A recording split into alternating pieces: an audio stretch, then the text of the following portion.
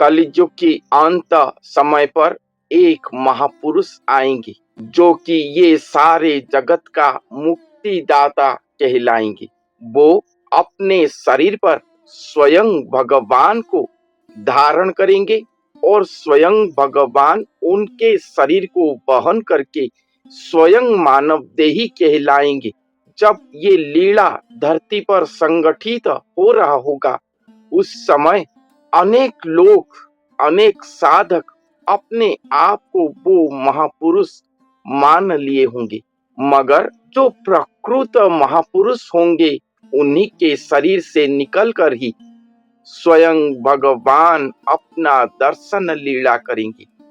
उड़ीसा की भविष्यवाणी ग्रंथ ये सबसे बड़ी बात कहता है कि जो कल्कि भगवान होंगे वो अपना दिव्य दर्शन लीला रचना करेंगे। संसार पर वो प्रकट होंगे अपने दिव्य शरीर पर। तो ये बात संत भीमभोई जी ने अपने स्तुति चिंतामणि पुस्तक पर भी लिखे हैं, जिसको आज मैं पूरे पुस्तक प्रमाण उक्ति सहित आप सभी के सामने उपस्थापन करने जा रहा हूँ।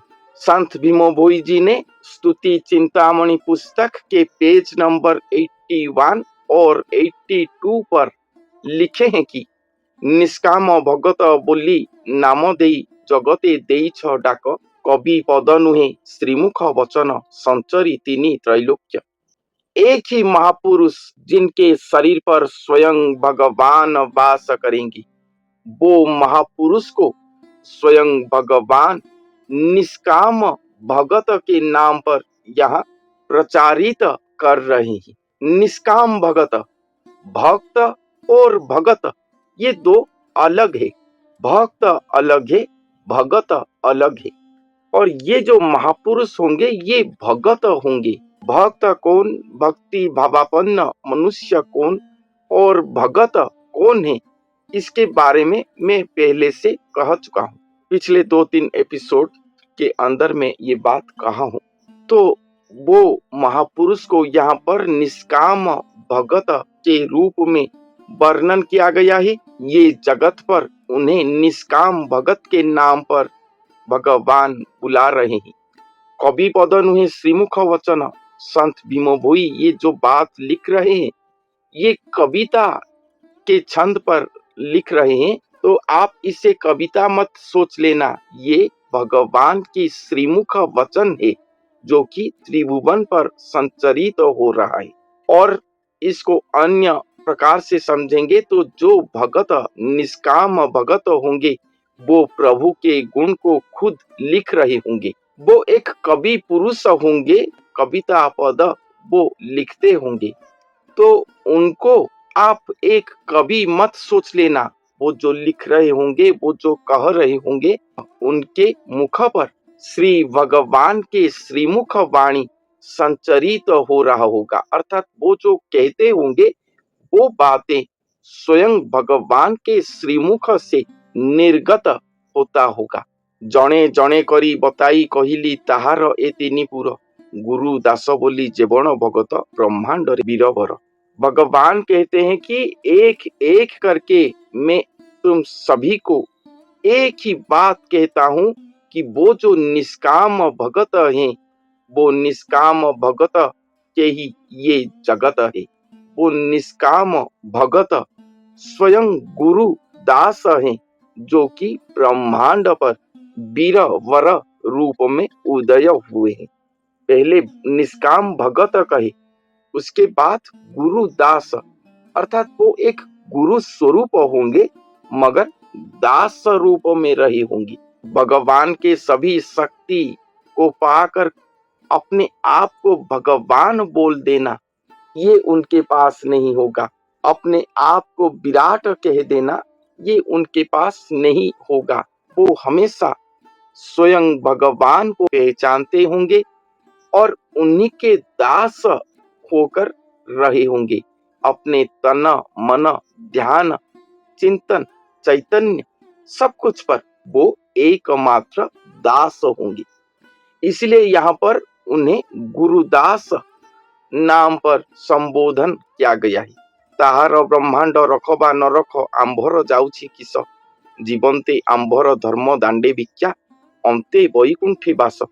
ଏହା ବୋଲି ସ୍ୱାମୀ ଶ୍ରୀମୁଖେ କହୁଛ ସେ କଥା କେମନ୍ତେ ହେବ, ବ୍ରହ୍ମାଣ୍ଡେ ଯେବେ ମୋତେ ଉଦୟ କରିବ, प्रभु एका अंगे थी। वो गुरुदास स्वयं भगवान के सभी कला शक्ति सामर्थ्य सभी पर समृद्ध होकर भी कभी भी अपने आप को प्रभु नहीं कहेंगे। भगवान उन्हें अपने सभी शक्ति सामर्थ्य दे देंगे, ये त्रिपुर जगत को भी दे देंगे, ये तुम्हारा है मेरा कुछ नहीं, ऐसा भी कह देंगे। और तुम गुरु स्वरूप होकर ये जगत को उद्धार कर लोगे, मेरा आवश्यकता भी नहीं है, ऐसा शक्ति पावर भी वो गुरु को दे देंगे। फिर भी सभी पावर लेकर तुम जगत को उद्धार करोगे या उद्धार नहीं करोगे, ये तुम्हारा इच्छा है, इस पर मेरा कुछ भी नहीं जाता, ऐसा भी भगवान कह रहे हैं। फिर भी वो गुरु कहते हैं, आप जो ये कह रहे हैं कि ये ब्रह्मांड तुम्हारा है, इसको रखोगे या नाश कर दोगे, ये तुम्हारा इच्छा।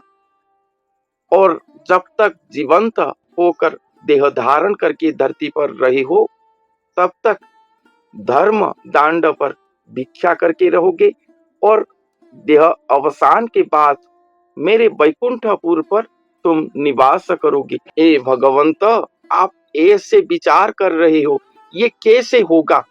क्योंकि आप मुझे जब धरती पर अवतरण करे थे, तब आप एक ही बात कहे थे कि जब मैं धरती पर अवतार लूंगा, मानव देह को वहन करूंगा, तब आप मेरे साथ मेरे शरीर पर एक होकर रहोगे, एकांग पर रहोगे, द्वितीय अंग नहीं होगा, मेरे शरीर पर ही आप रहोगे। ऐसे वरदान आप मुझे पहले से दे चुके हो।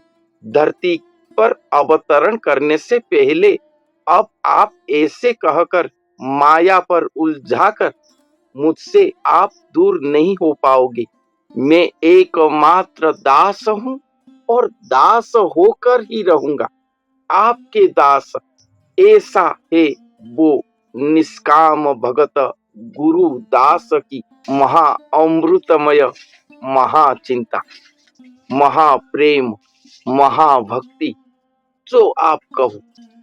एक एक कला शक्ति को पाकर मनुष्य धरा को सरा मानता है, अपने आप को भगवान से ऊपर मान लेता है, मगर भगवान किसी को दे देते हैं अपने सब कुछ, फिर भी वो अपने आप को कुछ ही नहीं मानते और कहते हैं कि आप मेरे शरीर पर रहोगे और अपने जगत की बात खुद विचार करोगे।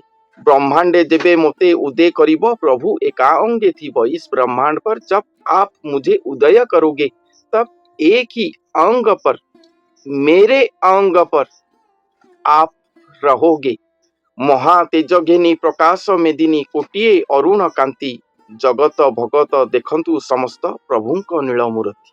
महा तेज को संग में लेकर कोटि अरुण कांति को आप प्रकाश करो।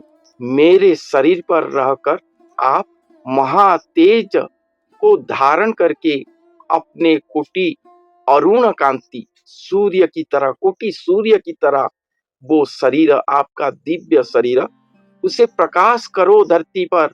जगत भगत देखंतु समस्त प्रभुंक नीलमूर्ति। ये जगत भगत ये सब देखेंगे आपके ये दिव्य नील स्वरूप को। ये बात परिष्कार लिखा गया है यहाँ पर कि भगवान कोटि सूर्य रूप को लेकर धरती पर उदय होंगे और ये जगत भगत भगवान के वो दिव्य नील स्वरूप को सब देखेंगे। जो महापुरुष के शरीर पर ये दर्शन लीला भगवान रचना करेंगे, वो ही प्रकृत जगत का उद्धार करता होंगे। जब ये लीला होगा, तब भी जगत उद्धार होगा।